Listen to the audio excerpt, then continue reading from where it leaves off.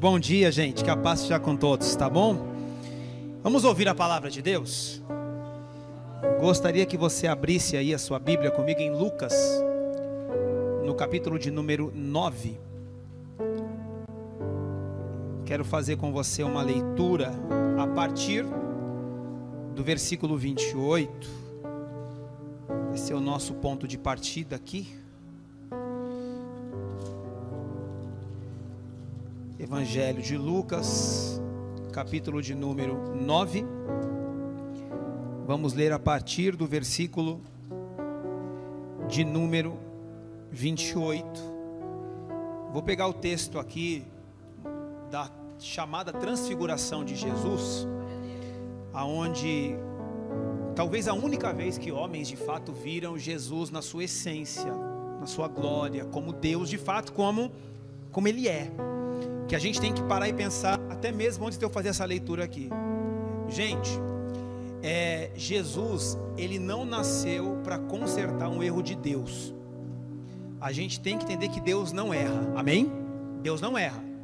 Deus não falou assim: o homem pecou, errou, preciso agora dar um jeito, então vou enviar meu filho. Não, Jesus, Ele é pré-existente, ou seja, Ele sempre existiu. Tudo foi feito por Ele. Sem Ele, nada do que foi feito se fez. Ele é Deus e ponto final. Então aqui agora, 3 discípulos verão Jesus como Ele é na eternidade. Ele é isso aqui que Ele é. Só que dentro dessa visão, dessa experiência gloriosa, nós vamos tirar 2 lições importantíssimas para a nossa vida, para o nosso cotidiano e para o nosso dia a dia. Que se a gente conseguir entender, a nossa vida de essência, ela é totalmente transformada. Porque eu acredito que essa é de fato a vontade do Senhor. Então vamos lá, vamos ler juntos aqui Lucas 9, 28. Lembrando que pode ser que a minha tradução aqui de leitura está diferente da sua aí, mas o significado é sempre o mesmo, tá? Diz assim: passados quase 8 dias após o pronunciamento destas palavras, Jesus tomou consigo a Pedro, João e Tiago e subiu a um monte para orar. Enquanto orava, a aparência do seu rosto foi se transformando e suas roupas ficaram alvas, resplandeceram como o brilho de um relâmpago. Então surgiram 2 homens que começaram a conversar com Jesus. Eram Moisés e Elias. Apareceram em glorioso esplendor e falavam sobre a partida de Jesus, que estava para se cumprir em Jerusalém. Pedro e seus amigos estavam dormindo profundamente, mas despertaram de súbito, ou seja, no susto, e viram a fulgurante glória de Jesus e os 2 homens que permaneciam com ele. Quando estes iam se afastando de Jesus, Pedro sugeriu: mestre, como é bom que estejamos aqui. Vamos erguer 3 tabernáculos, um será teu, outro para Moisés e outro de Elias. Mas Pedro não sabia ao certo o que estava propondo. Entretanto, enquanto ele ainda falava, uma nuvem surgiu e os encobriu. E grande foi o temor que sentiram os discípulos ao verem aqueles homens desaparecerem dentro da espessa nuvem. Então dela propagou-se uma voz afirmando: este é o meu filho, o escolhido, a ele dai toda a atenção. Passado o som daquela voz, Jesus ficou só. Os discípulos então guardaram o que viram e ouviram somente para si. Durante aquele tempo não compartilharam com ninguém o que havia acontecido. Amém? Vamos orar pedindo para o Senhor nos dar entendimento e revelação dessa palavra. Deus, a tua palavra está queimando em nosso coração. Queremos te ouvir, queremos ouvir a tua voz. Não queremos ouvir nada além do que a tua palavra, a tua verdade, o teu evangelho, aquilo que o Senhor quer tratar conosco como igreja, e aquilo que o Senhor quer tratar conosco como pessoas individuais, membros do corpo de Cristo. Senhor, eu acredito de verdade que o nosso coração está completamente quebrantado para te ouvir. O Senhor habita dentro de nós, então tira de dentro da nossa mente o que pode nos distrair, o que pode impedir essa palavra de produzir efeito em nossa vida e em nosso coração. Deus querido, maravilhoso, eu acredito com toda a minha alma que o Senhor não nos permitiu motivo estarmos aqui nesta manhã por um outro propósito a não ser ouvir a tua voz e ouvir a tua palavra. Seja conosco, permaneça conosco, e que no final, meu Deus, deste culto, como foi no início, o nome do Senhor seja inteiramente glorificado, em nome de Jesus, amém, amém. Por favor, pode sentar, pode sentar. Nós vamos tirar algumas lições aqui desse texto que eu li completo, para não ficar nada fora de contexto. Então vamos lá, na primeira parte eu quero que toda a igreja entenda. Jesus não era, Jesus não foi, Jesus não será, Jesus é. A gente vê diversos textos nos evangelhos, principalmente no evangelho de João, Jesus declarando em algumas vezes, falando eu sou. Por exemplo, ele fala eu sou o pão vivo que desceu do céu. Quando ele fala eu sou, essa palavra eu sou é o mesmo dialeto usado lá em Êxodo 3, quando Moisés pergunta qual é o seu nome, ele diz eu sou o que sou. Então Jesus está falando ali, Yahvé, eu sou Deus. Então ele está o tempo todo se apresentando como o próprio Deus, porque de fato ele é. Só que ninguém havia o visto. Jesus foi visto na sua essência e na sua glória, foi a única vez, tanto que João no capítulo 1 ele escreve, nós vimos ele na sua glória. Pedro vai dizer na sua carta que eles viram Jesus no Monte Santo, transformado, glorificado. E o detalhe é que eles estavam dormindo. Logo, eu não sei como você é dormindo, mas dormindo eu não vejo nada. É isso que eu pensei, mas não falei. Mas eles acordam num susto. E eles veem Jesus totalmente diferente do que eles estavam acostumados. E para mim aqui está a grande chave. Eles enxergam duas outras pessoas. Eu não sei como, porque estamos falando aqui de centenas e milhares de anos de diferença. De Moisés para eles são 1.300 anos. De Elias para eles são 500, 600 anos. É muita diferença. Eu não sei como eles conseguiram identificar que quem estava ali com Jesus era tanto Moisés quanto Elias. Poderia alguém pensar e dizer, poderia ser Samuel? Poderia. Não poderia ser o Eliseu? Poderia. Mas por que Moisés e Elias? Porque Moisés representa a lei e Elias representa os profetas. Estamos resumindo aqui que essas duas figuras representam toda a antiga aliança. E a primeira coisa que nós aprendemos o Pedro vai dizer, Senhor, que bom que estamos aqui, e vamos fazer 3 tabernáculos, um para ti, um para Moisés, lei, e um para Elias, o profeta. O que Pedro está fazendo? Está colocando ambos em pé de igualdade. Vocês 3 são iguais. Só que uma voz do meio daquela nuvem diz o quê? Esse é meu filho, esse é o escolhido, é a ele que vocês devem dar toda a atenção. Ele não está tirando o crédito que Moisés e os profetas fizeram. Ele está dizendo que tudo que Moisés fez, o que os profetas fizeram, estava apontando para o eleito, apontando para o filho. Então toda a atenção daquele momento para frente não era mais do Pentateuco, ou seja, nos 5 primeiros livros da lei. Toda a atenção naquele momento não era nos profetas ou antiga aliança. Toda a atenção tem que ser dada ao Filho. É a Jesus que nós temos que ouvir. Até porque na sua Bíblia deve estar escrito isso: ouvi a Ele, Ele que vocês devem ouvir, Ele que vocês devem escutar. Então, só para a gente fazer algo didático, não é nada profético, diga assim comigo: Jesus precisa ter toda a minha atenção. Então a nossa atenção tem que estar nas palavras de Jesus. Esse é o primeiro ponto. Segundo, quando eles descem do monte, tem uma coisa que me chamou a atenção, que eu vou gastar um tempo aqui, depois eu volto para a primeira, tá? Eles não contam nada para ninguém. E aí vai entrar uma coisa que eu prestei atenção, percebi algum tempo atrás, que nós temos o costume de fazer das nossas experiências uma doutrina que as pessoas têm que seguir. Que a gente viveu algo com Deus e a gente acha que todo mundo tem que viver a mesma coisa. Os caras viram Jesus como Deus Moisés e Elias, e não contaram para ninguém. Vamos pensar nos dias de hoje. A pessoa vai no monte hoje orar. Imagine que ela vê de fato Jesus, como Pedro, Tiago e João viram. Ela vê Elias e Moisés.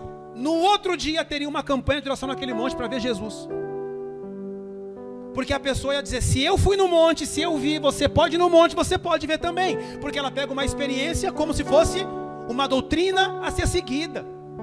Só que o mais importante ali não foi a experiência. Gente, experiência com Deus é bom, amém? Mas não é a coisa mais importante. Experiência com Deus não salva você. Experiência com Deus não transforma você.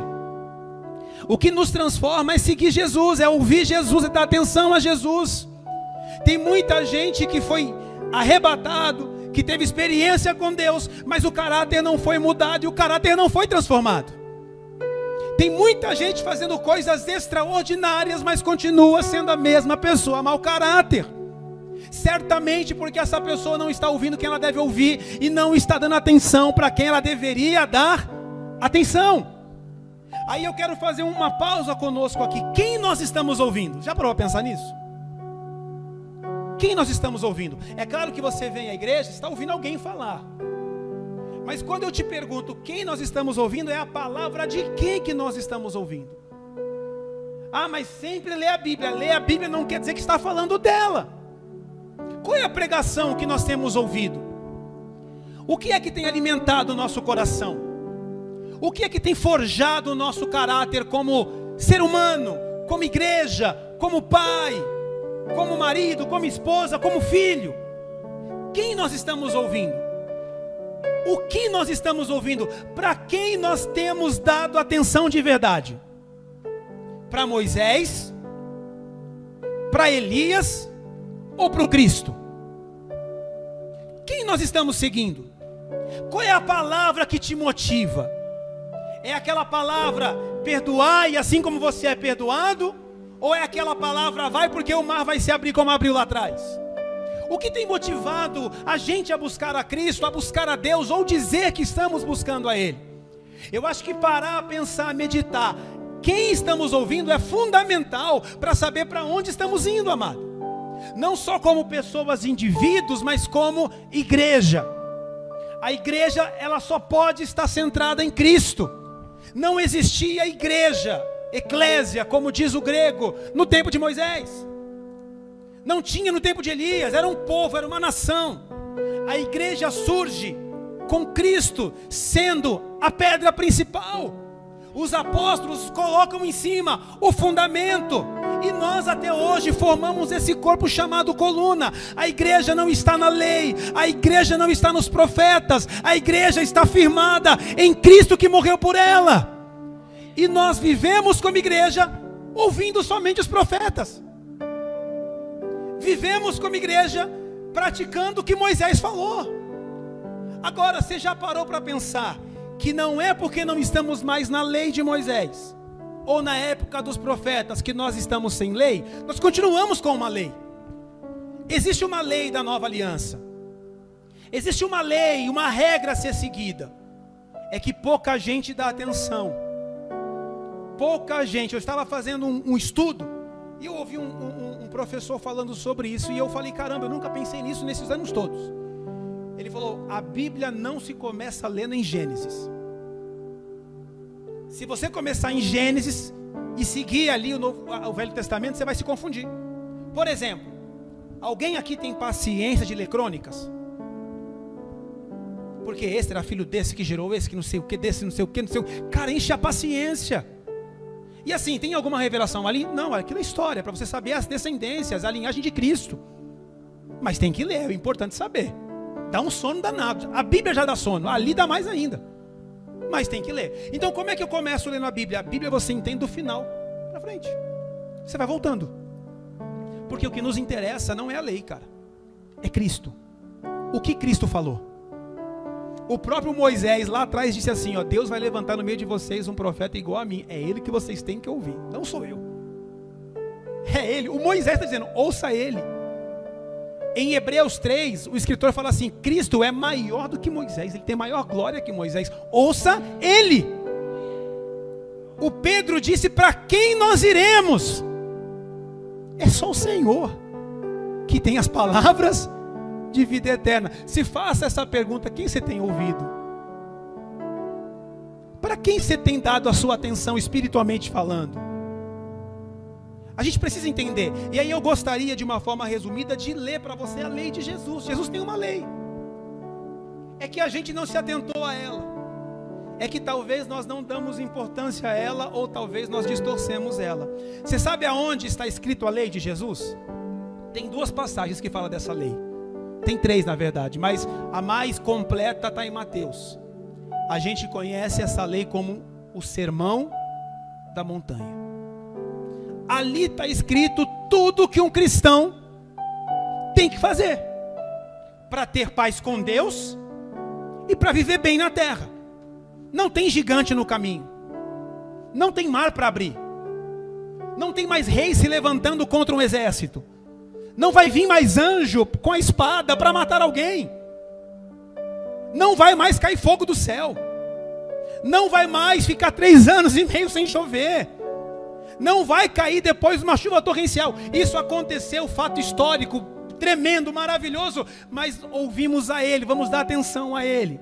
E eu separei alguns textos desse sermão para a gente ler, porque se eu for ler ele inteiro, nós vamos ficar aqui até amanhã. Eu deveria ficar até amanhã lendo eles com você, porque nós temos que ouvir o que Cristo disse. É para ele que nós temos que dar atenção. Mas eu separei alguns em especial, tanto do capítulo 5, do capítulo 6 e do capítulo 7. Então vamos em Mateus capítulo 5 comigo, porque eu vou ser muito honesto, e não estou dizendo que é você ou sou eu, mas quando essa mensagem, eu lendo, a figuração veio na minha cabeça, eu falei, eu estou preocupado com o que nós estamos ouvindo e para quem nós estamos dando atenção. Porque quem estamos ouvindo e para quem estamos dando atenção está mostrando para onde nós estamos indo. Mateus capítulo 5, vamos lá. Eu gostaria de ler com você, primeiramente, o versículo 3. Vamos lá. Mateus 5, verso 3 diz: bem-aventurados os pobres de espírito, pois deles é o reino dos céus. Vamos pensar na primeira parte aqui, eu quero trabalhar isso. O que é pobre de espírito? Primeiro, não está falando pobre financeiramente falando, é pobre de espírito, ou seja, é quando você consegue olhar para dentro de você e enxergar quem de fato você é, quem que você é. A gente vive hoje numa era da positividade, que para mim é um grande problema.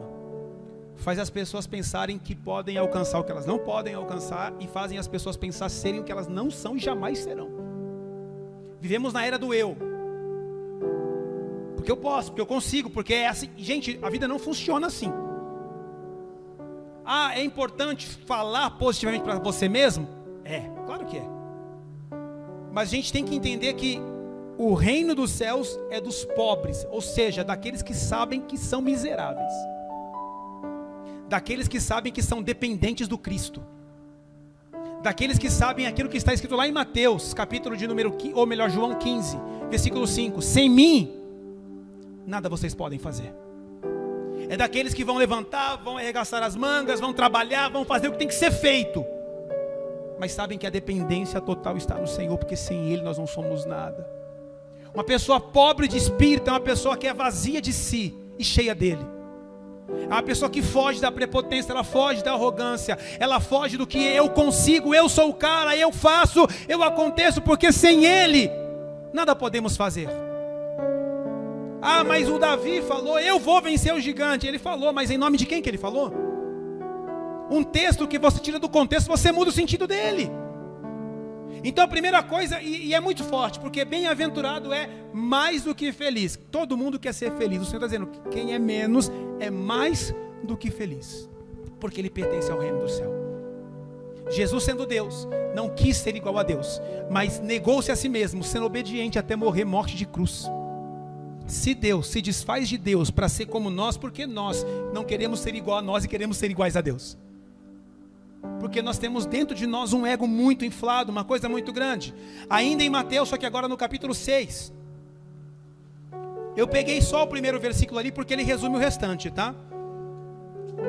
Evangelho de Mateus. Agora a gente vem no capítulo de número 6, versículo 1. Cara, tem muita coisa para falar aqui. Olha o versículo 1. Guardai-vos de fazer a vossa caridade e obras de justiça diante dos homens, com o fim de serem vistos por eles. Caso contrário, não tereis qualquer recompensa do vosso Pai que está no céu. Eu vou citar uma frase aqui, você ouviu muito ela. Você ouviu muito ela. Quem não é visto, isso é uma maldição do inferno, cara. Porque a palavra de Jesus é: quem faz para aparecer não é visto. Gente que quer mostrar o que faz não é visto, pelo menos não por ele. É visto pelos homens. Então assim, por quem nós queremos ser lembrados? Consegue entender isso? Vamos levar um pouquinho para a velha aliança, para a gente fazer esse contraponto. Quem era para ser o rei? Para Deus era Davi. Agora, aonde Davi estava quando Samuel foi ungir o rei? Escondido. Ninguém sabia que Davi matava leão nem urso, ninguém sabia. Davi não chegava em casa dizendo: pai, olha aqui, ó, matei o leão. Talvez Davi, segundo a história, nem em casa entrava. Agora, para Samuel, quem deveria ser o rei? O irmão de Davi, os 4 primeiros. Porque eles eram vistos pelos homens. A gente quer o quê? Fazemos para quê e para quem? Tudo na vida, né? Ajudamos alguém, sim, ajudamos com qual propósito? Queremos ser lembrados por quem? Olha como o que Jesus ensinou aqui é o oposto, gente. É diferente. Nós estamos ouvindo quem, gente? Quem que nós estamos ouvindo? O que nós estamos ouvindo? Quem são os nossos profetas? Quem são os nossos pastores? Quem é a nossa liderança que está inflando o nosso ego? Para que tenhamos mais e mais e mais reconhecimento de homens e menos de Deus. Aqui dentro desse contexto, que eu até acho que eu passei, mas eu vou voltar um pouquinho no capítulo 5. Por favor, volta aqui. Gente, eu vou ler um pouquinho a mais, tá? Só um pouquinho a mais. Volta no capítulo 5, eu não posso já te passar isso aqui. Primeiro versículo 27. Volta no capítulo 5. Vou tentar ser um pouco dinâmico para não enrolar muito, tá? Mateus 5, 27. Jesus falando, ó: ouviste o que foi dito lá atrás, no passado, velha aliança: não cometerás adultério. Eu, porém, vos digo. Lembra que ele é maior que Moisés. Moisés falou que tinha que ouvir ele. Deus falou: ouça ele. Eu, porém, vos digo que qualquer que olhar para uma mulher com intenção impura em seu coração já cometeu adultério com ela. Então vamos lá. Velha aliança. O cara é casado. Vou usar um termo bem popular, tá? Ele está louco para pegar a mulher ali. Ele está em chamas para pegar a mulher. Só que ele não tocou na mulher. Velha aliança, ele não cometeu adultério nenhum. Por quê? Porque de fato ele não fez. Só que o que o Senhor está dizendo? Não adianta você não fazer. Você tem que querer não fazer. É diferente. Porque a mudança aqui não é fora, a mudança aqui é dentro. Então, o problema não é só a pessoa cometer ou consumar o adultério. Ela não pode desejar adulterar. O homem casado não pode desejar outra mulher que não seja a sua. A mulher casada não pode desejar outro homem que não seja o seu marido. Não é que, mas eu não fiz nada, eu só conversei. Já fez faz tempo, você só não sabe. Você só não teve coragem. O pecado é o mesmo. Porque mudou. Mas Moisés falou, mas Jesus falou. Quem é que você vai ouvir? Agora olha só, esse aqui também é legal. Verso 31. Legal não, esse aqui é importante. É mais importante que legal, dependendo de como você ouve. Rapaz, isso aqui é para chacoalhar todos nós. Foi dito também: aquele que se divorciar da sua esposa deverá dar a ela uma certidão de divórcio.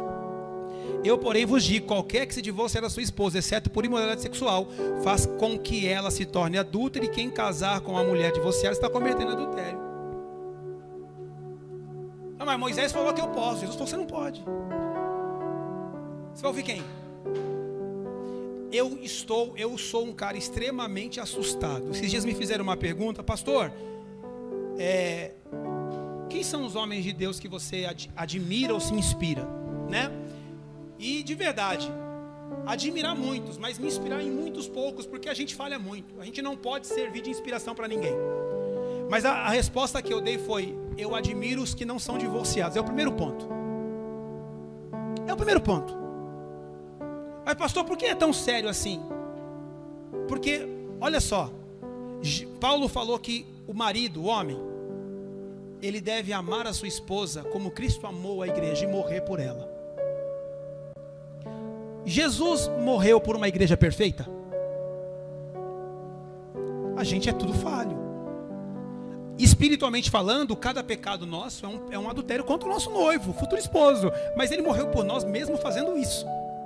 Então quando ele fala que o marido deve morrer pela esposa, está dizendo o seguinte: não interessa o que ela fizer, meu irmão, morra por ela, salve ela.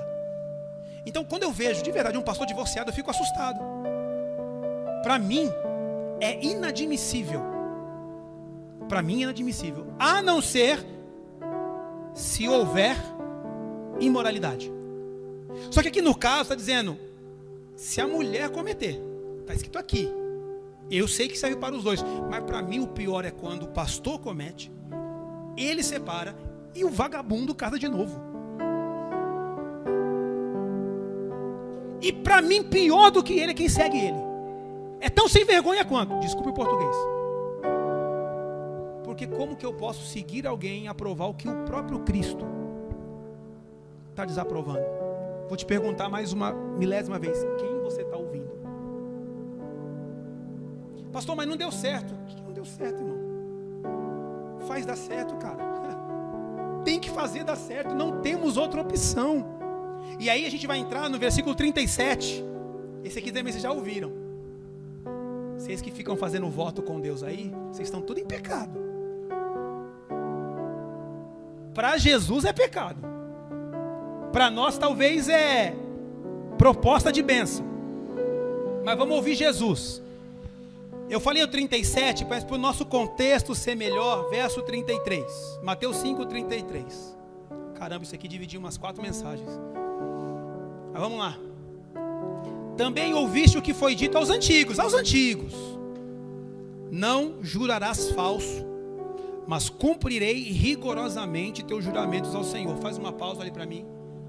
Aos antigos, não façam votos falsos, mas o que fizer de voto, vocês paguem. Foi dito aos antigos.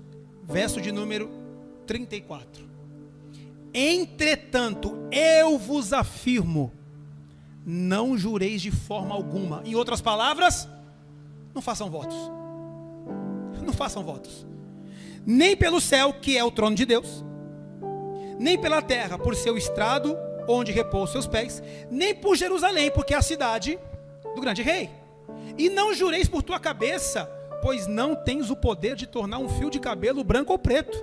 Seja, porém, o teu sim, sim, e o teu não, não, que passar disso vem do maligno. Caramba, ele está dizendo assim, eu estou dizendo, não jure por nada, não faça voto nenhum. Ou você vai fazer, se você falou que vai fazer, vai lá e faz. Se você falou que não vai fazer, então não faz, mas não fica fazendo voto.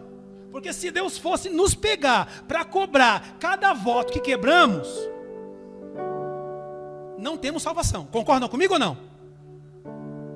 Então vamos parar de fazer voto, porque está dizendo aqui, eu estou dizendo não jureis, não façais juramentos. Mas a gente insiste. Quem nós estamos ouvindo? Qual o evangelho que nós estamos ouvindo? Verso 38. Vou ficar só em Mateus 5 mesmo, vai. Ouviste o que foi dito, tudo aos antigos, Moisés e Elias, olho por olho e dente por dente. Eu, porém, vos digo, não resistais ao perverso, mas se alguém te ofender com um tapa na face direita, volta-lhe também a outro. Se alguém quiser processar-te e tirar-te a túnica, deixa que leve também a capa. Assim, se alguém te forçar a andar 1 milha, vai com ele 2. Dá a quem pedir e não te desvie de quem deseja o que lhe empresta algo. Versículo 43. Ouviste o que foi dito? Amarás o teu próximo e odiarás teus inimigos. Eu, porém, vos digo, amai os vossos inimigos e orai pelos que vos perseguem. Totalmente diferente. Totalmente diferente. Quem nós estamos ouvindo? Essa pergunta, ela mexe muito com a minha cabeça. Ela mexeu muito com a minha cabeça. Quem eu estou ouvindo? Quem está sendo o cerne da minha fé? Sabe? A gente precisa refletir quem é o fundamento da nossa igreja. E eu vou terminar lendo as últimas palavras de Jesus nesse sermão, tá?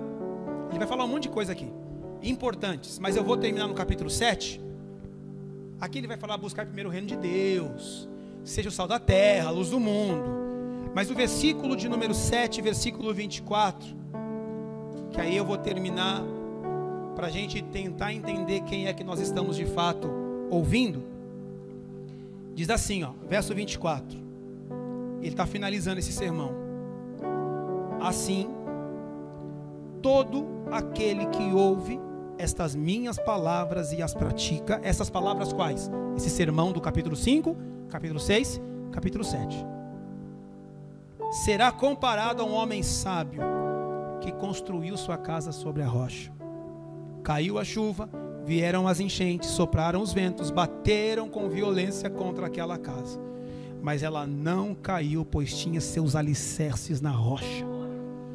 Pois todo aquele que ouve estas minhas palavras e não as pratica é como um insensato que construiu sua casa sobre a areia. Caiu chuva, vieram as enchentes, sopraram os ventos, bateram com violência contra aquela casa e ela desabou e grande foi a sua ruína. Quando Jesus acabou de pronunciar estas palavras, estavam, olha aqui, as multidões atônitas com o seu ensino, porque ele ensinava como quem tem autoridade, não como os mestres da lei. Vamos fazer uma pausa e vou terminar a mensagem aqui. O quão perto disso nós estamos? Ou quão longe disso nós estamos? Caramba, a gente tem que refletir a nossa vida com Cristo. Nós somos cristãos, temos que ouvir Cristo. Eu não estou dizendo que o que aconteceu no passado é uma coisa irrelevante, muito pelo contrário. A gente só tem que entender por que aconteceu. A gente tem que entender que lá a velha aliança ela é montada por uma lei que veio por um propósito, qual? Mostrar para o homem que ele precisa de Deus. O homem no jardim escolheu viver sem Deus. Por quê? Ele passou a querer ser igual a Deus, sabendo o bem e o mal. Então quando ele escolhe isso, ele está dizendo assim: eu sei viver sozinho. Ou seja, eu sei fazer as minhas escolhas. O mundo vira um caos. O mundo vira um caos com o Caim matando o Abel por uma bobagem. Para mim é uma bobagem, mas as pessoas matam hoje pelo mesmo motivo. Que o grande problema da morte de Caim e Abel não foi Abel ser melhor que Caim, foi Caim disputar quem fazia o melhor culto a Deus com Abel. A gente disputa no culto as coisas, a gente é rival. A gente faz isso. A gente disputa qual igreja é melhor, qual igreja é mais bonita, qual tem a melhor estrutura, qual tem a melhor teologia. Nós estamos brigando entre a gente, matando uns aos outros o tempo todo. A gente faz isso porque nós somos assim. Nós temos isso, infelizmente, dentro de nós. No final das contas, eu acho que toda igreja é colérica, sabe? É uma competição danada entre a gente, amado. Eu preciso pregar mais que o fulano. Eu tenho que cantar melhor que o Beltrano. Não, a minha igreja tem que ser melhor. A gente tem que seguir a Cristo, simples. E não se importar com o outro. Sabe? É fechar a portinha da nossa casa. E eu não estou falando como estrutura, estou falando como vida. Cara, o que acontece na casa do vizinho não é problema meu. Ah, mas está acontecendo crime. Eu sei, posso provar, denuncio. Caso contrário, tá, mas na igreja tem heresia. Você consegue ter argumento para mostrar que é heresia? Se você tiver, vai lá e combate. Se não tiver, fica quieto. Funciona assim. Mas nós estamos disputando o tempo todo entre nós. Nós somos o Caim, talvez, não o Abel que deveríamos ser, que pensamos só no Senhor. O mundo vira um caos. Deus manda o dilúvio. Deus destrói tudo, só sobra Noé e a sua família, achou graça. Passa um tempo daquele povo no Egito, Deus ele levanta o legislador Moisés, aqui está a lei, fala para esse povo que é assim que eles têm que viver, senão eles vão morrer. O homem passa a ter conhecimento do seu pecado, o salário do pecado é a morte, mas a lei não resolve, porque o homem consegue ter consciência do que é pecado, mas o coração não muda, porque o que muda o coração do homem não é a lei, é o Espírito Santo habitando dentro dele, é de dentro para fora. Eu tenho medo de me questionar quem nós estamos ouvindo, porque nós odiamos as pessoas, nós queremos o mal das pessoas. Às vezes, tudo que eu estou falando na pessoa principal, porque é para nós. Por mais que você não fale, eu gostei que a pessoa perdeu, você tem alegria dentro de você, cara. Você quase fala um bem feito. Só que você só não pode falar. Só não pode falar. Mas a gente sente. Ou, de verdade, eu estou falando algum absurdo aqui. A gente odeia as pessoas. A gente só quer andar com os nossos. Nós queremos ser vistos, infelizmente. Nós não queremos perdoar, nós não queremos amar. Nós estamos edificando a nossa casa em cima de uma areia que vai cair a qualquer momento. E eu vou repetir, quando eu estou falando nós, é igreja, não estrutura. Estou falando da gente como ser humano. Sabe, a gente está vendo o divórcio como a coisa mais comum do mundo. Uma coisa corriqueira.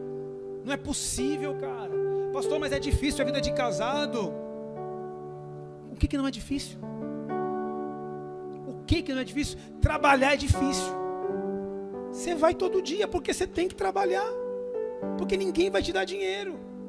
Conviver com pessoas estranhas também é difícil. Não, mas elas pelo menos não implicam comigo, porque você não vive com elas. Porque a gente também tem a mania de implicar com os nossos e fingir que está tudo bem com os outros. Nós somos terríveis. A gente tem que parar e pensar quem é que nós estamos ouvindo. Quem nós estamos ouvindo? Fique de pé comigo.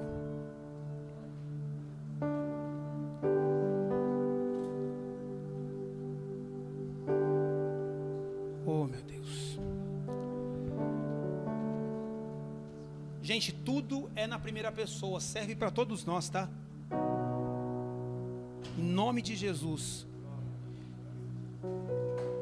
As experiências que temos com Deus, ou se tivemos, pode ser que, eu vou ser bem sincero para você, existem pessoas que nunca terão essas experiências espirituais com Deus. Isso não muda nada. A gente que é um pouco mais antigo, de igreja, a gente ia para o monte com a intenção de ver, né? Não, será que vai queimar hoje a palha? Cara, e de verdade, hoje, com a cabeça bem racional, nunca foi Deus aquilo ali, cara. Aquilo era uma coisa completamente natural que acontece todas as noites no meio da mata. Só que a gente achava, e a gente não ia buscar Deus, a gente ia buscar o foguinho, o graveto queimando. E quando não queimava, como é que eu voltava para casa? Caramba, como a gente era idiota, me perdoe. A sinceridade. A gente acreditava em coisas que nós nunca deveríamos ter acreditado, porque talvez nós nunca ouvimos quem nós deveríamos ouvir. Eu sei que às vezes eu uso um português bem chulo aqui, gente.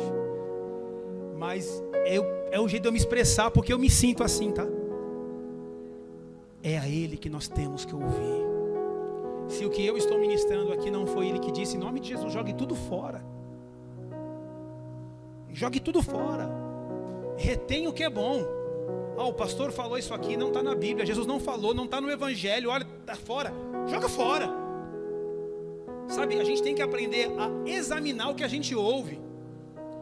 Mas o pastor famoso lá, teólogo, falou, Jesus não falou. Eu estava ouvindo um pastor muito famoso falar esses dias. Ele falou que João Batista foi para o inferno.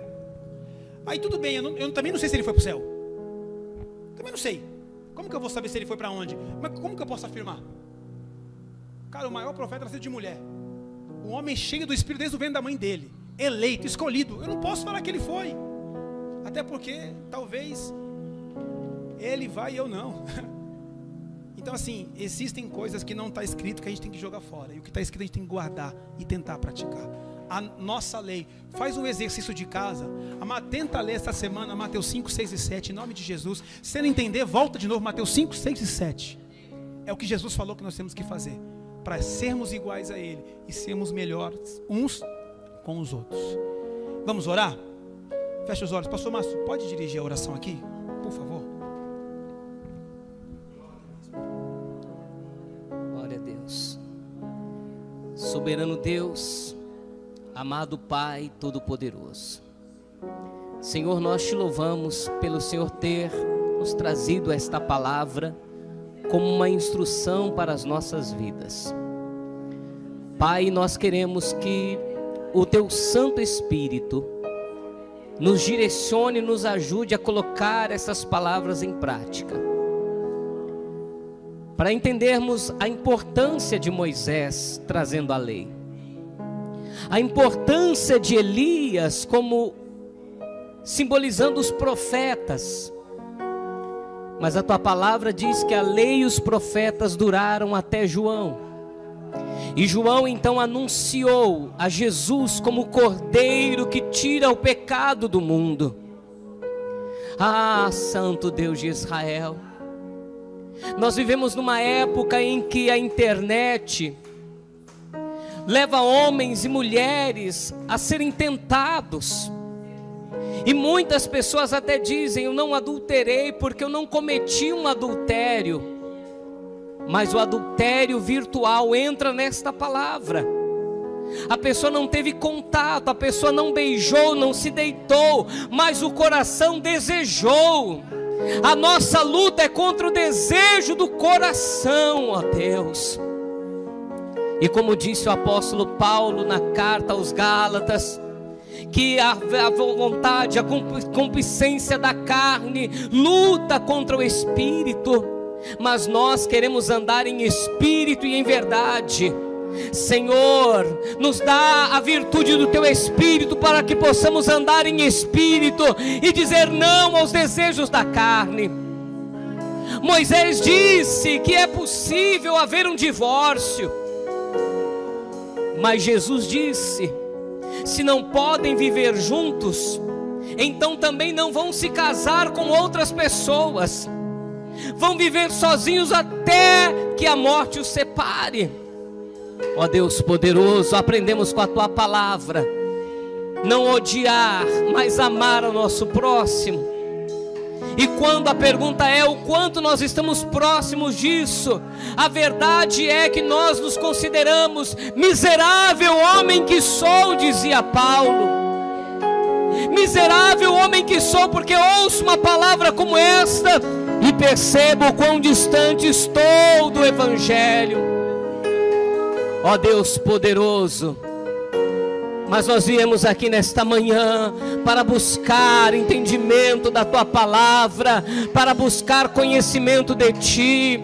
Jovens, adultos, homens, mulheres, para podermos andar na perfeição da Tua palavra, Senhor. Nós não somos perfeitos, mas somos aperfeiçoados em Ti. Deus seja conosco. Deus poderoso. Sem Ti nós não conseguimos, Pai. Glória a Deus. O próprio Jesus falou: sem mim vocês não podem fazer nada. É verdade, Jesus. Senhor, somos totalmente dependentes do Senhor. E não é da boca para fora, Senhor. O nosso coração se quebranta diante de Ti, dizendo: somos dependentes do Senhor, Pai. Precisamos de Ti, Senhor. Precisamos de Ti. Sara a nossa mente, sara nosso coração, sara a nossa visão. Senhor, transforma-nos de dentro para fora, Pai. Transforma o nosso coração, transforma o nosso interior, Deus. Faça com que rios de águas vivas fluam de dentro de nós, para jorrar para a vida eterna, Senhor. Muito mais do que dom, muito mais do que obra, mas mudança, fruto, caráter. Nos torne semelhantes ao Senhor, ó Deus. É o que precisamos, Pai. É o que precisamos, Senhor, é o nosso desejo. Ah, Senhor, dependemos de Ti como igreja, dependemos de Ti como pessoas, dependemos de Ti como maridos, dependemos de Ti como pais, dependemos de Ti como filhos, dependemos de Ti, Senhor. Ah, Senhor, nos ensine a cada dia, ministre o nosso coração, Pai. que a nossa fé esteja firmada na rocha que é Cristo, que possamos ouvir e que possamos praticar a Tua palavra, que possamos ouvir a Tua verdade, em nome de Jesus, Senhor, em nome de Jesus. Sinto fluir Teu rio de vida aqui, sinto fluir Teu rio de vida aqui. Se você sabe cantar, cante isso. Sinto fluir, sinto fluir Teu rio de vida aqui, sinto fluir Teu rio de vida aqui.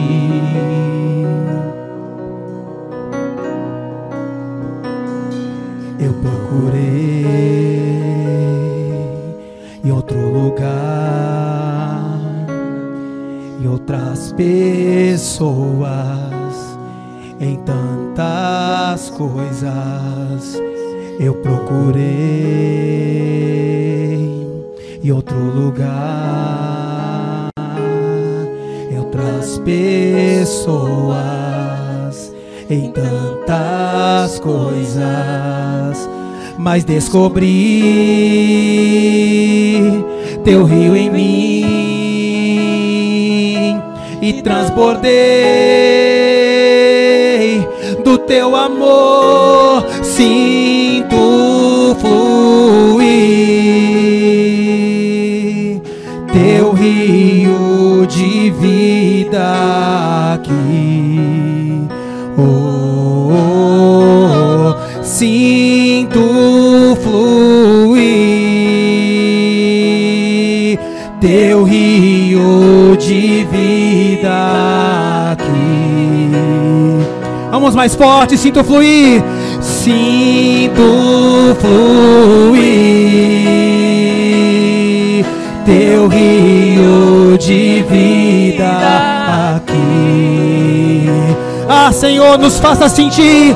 Sinto fluir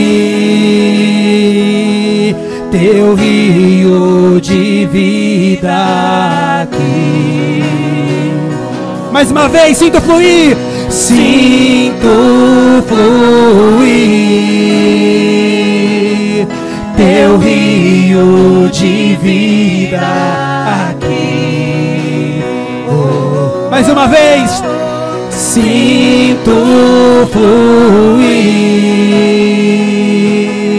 Teu rio de vida aqui. Eu quero beber. Eu quero beber de Tuas águas, eu quero beber da Tua fonte. Vou mergulhar no Teu rio, vou mergulhar no Teu rio. Quero beber, eu quero beber das Tuas águas, eu quero beber da Tua fonte. Vou mergulhar no Teu rio, vou mergulhar. Eu quero beber de Tuas águas, eu quero beber da Tua fonte. Vou mergulhar no Teu rio, vou mergulhar no Teu rio. Eu quero beber de Tuas águas, eu quero beber da Tua fonte. Vou mergulhar no Teu rio, vou mergulhar. Sinto fluir